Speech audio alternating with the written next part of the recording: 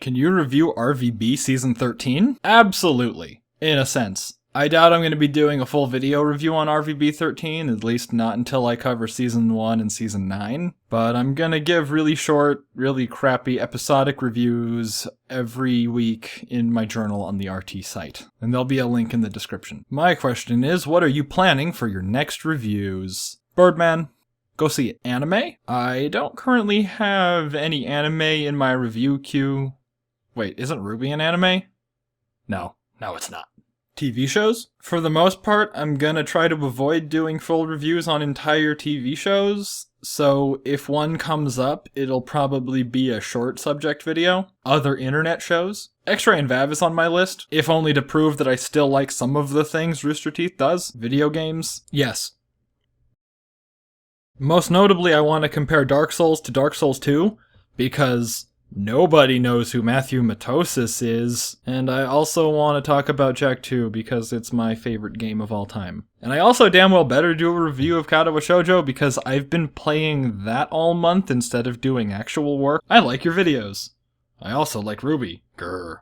But you're basically ripping off YMS, so try new styles for your videos or something. Just because we both rip the shit out of awful movies doesn't mean anything. There are plenty of differences between us. He's skinny. I'm not. I use a lot of over-the-top editing of still images. He doesn't do that nearly as much as I do. He has a Let's Play channel with 18,000 subscribers. I have a Let's Play channel with 12. He's a gay furry. I'm a straight furry. His first video was a deliberate parody of Red Letter Media's style. Yes, I know I'm using the Red Letter Media formula. You don't have to tell me that. My first video was... Oh, okay, I see what you're getting at. Kirby. Thoughts? He's probably gonna go on about how Kirby not having a last name is a huge flaw and how Meta Knight is a bad character because he has conflicting sides to his personality. Wow, that was actually exactly what I was gonna say. I guess I gotta come up with something different now. Growing up, I was never really into Nintendo, so Nightmare in Dreamland was the only Kirby game I ever actually played. I remember enjoying it. I grew up with a PS2, so most of my childhood was spent playing 3D platformers, and I might be wrong, but Nightmare in Dreamland might have been my very first 2D platformer. Unfortunately, the only thing that really sticks out in my mind is that super frustrating hot potato minigame and the reflex challenge where you got to play as Meta Knight. Wish I could be more thorough, but I don't remember any of the specifics. Except that Kirby is my go-to in Super Smash Bros. Do you think Ruby will continue without Monty? Yeah, Ruby will continue. At least I know that Volume 3 is happening. They've already started working on it. By starting the work on the animation and the script at the same time. Wonderful, this will be fun. If so, would you still watch/review it? I would watch/review anything. Oh, that's not what you meant.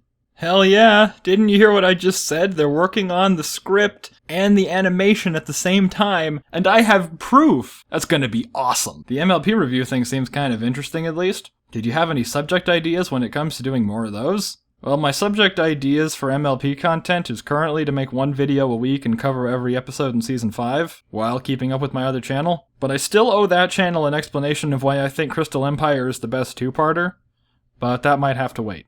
Well, here's a whole smorgasbord of questions, as promised. Why do you care about Ruby enough to make a review on it? Does it stem from previous liking of RT content, or Monty Ohm content? Both. I've loved RT ever since I first saw RVB Season 1 in 2005, and I've loved Monty Ohm ever since I saw Haloid, however long ago it was that I saw Haloid. And I've watched Dead Fantasy, some would say too many times. The thought of that guy getting his own series to work as magic, combined with some of the funniest people on the internet, was enough to make me flip tables in anticipation. Except it turned out the way it did, like the Mass Effect 3 of Rooster Teeth. What moment did you start to view Ruby in a negative light, if not from the beginning? So, when I saw the red and white trailers, I was so hyped I couldn't stand it. The white trailer is still my favorite thing about Ruby. Mirror Mirror is at least one of my favorite songs, and the energy that Monty Ohm's animation imbued Ruby and Weiss with just made me want to see more of them. And they hadn't even said one word yet. Then the black trailer came out, and I was like, oh no, bad voice acting.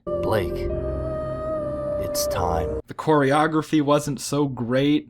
I mean, having a fight scene that has guns in it isn't conducive to good fight choreography, especially if your characters don't seem to give one fuck about them.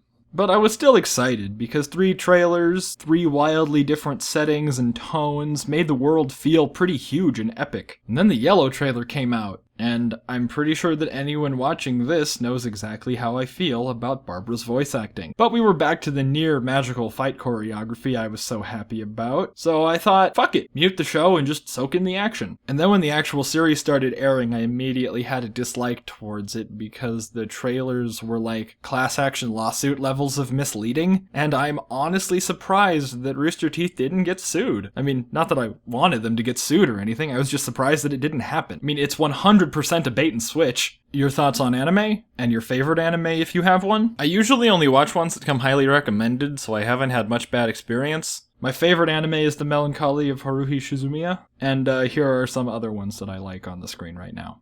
Other review plans in the works? Yes, Birdman. By the way, that review is going to contain spoilers, so I highly recommend you watch the movie. You have a month or two before my review comes out. What are your plans for other review styles? I don't know. Weird shit. I want to incorporate narrative elements into a review just to see if it works out. I want to try not structuring a video chronologically. I might try to do a review while eating ghost peppers, who knows? And hell, wild card. Like any sports? I'm not into sports. I watch some of the big events like the Super Bowl or the World Cup without knowing anything about the build-up to those events, so I just end up picking a team at random and cheering for them. What? Oh yeah, that. So, I crave validation from people who I consider better than me. I mean, a couple of weeks ago, depending on when I actually released this video, YMS tweeted out this scene from Synecdoche, New York to see if anyone could understand what was being said on the phone here. Okay. And I thought it would be funny to replace the audio from that scene with a soundbite from his Cool Cat review because that's just my sense of humor. And he must have at least got a chuckle out of it because he favorited my tweet. I don't get it. Is this guy serious or is he making all of this sarcastic? OMG, what's wrong with this guy? He can't think that about family-friendly shows, right? Mainly, if he's taking this serious, I have real questions about this guy as a person. I hope that this is just a joke. Not how this guy really is. I really hope.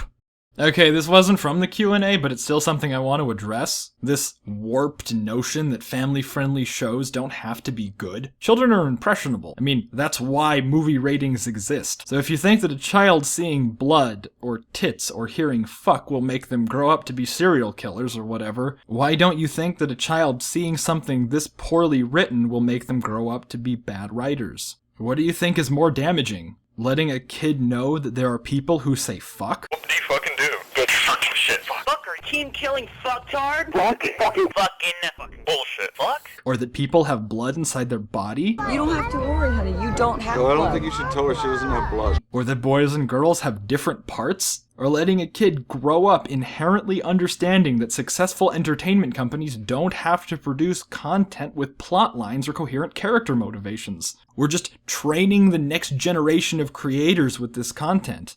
And you don't think it has to be good? And finally, by the insane critiques you're giving Ruby, you could absolutely tear apart films like Shutter Island or The Shawshank Redemption. No. Nothing I said about Ruby applies to The Shawshank Redemption. And I've never seen Shutter Island, but I assume... hold on.